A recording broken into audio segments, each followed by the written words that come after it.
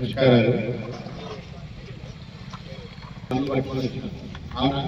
పట్టుకొచ్చిన బండ్లలో document లేని బండ్లు, registration లేనటువంటి బండ్లు తీసుకొని వచ్చినాం.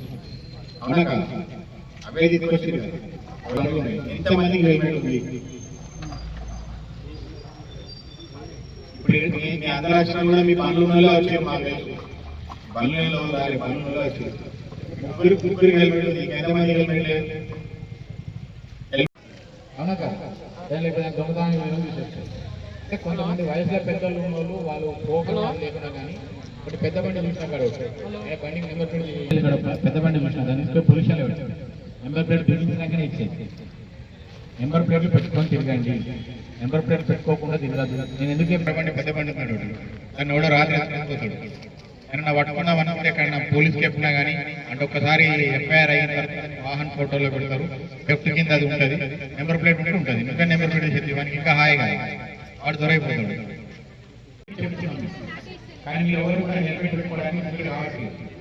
మీరు అర్థం చేసుకోండి.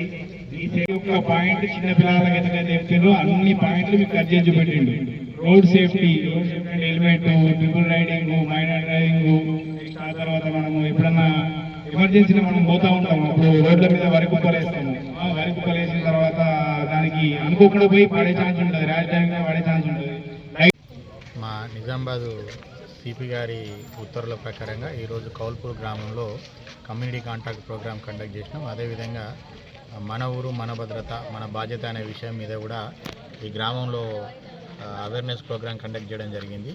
సో దీంట్లో భాగంగా ఊర్లో కూడా కొన్ని ప్లేస్లలో తనిఖీలు నిర్వహించి నెంబర్ ప్లేట్ లేనటువంటి బండ్లను, అదేవిధంగా డాక్యుమెంట్ సరైన పత్రాలు లేనటువంటి బండ్లను ఒక 44 బండ్లను తీసుకురావడం జరిగింది.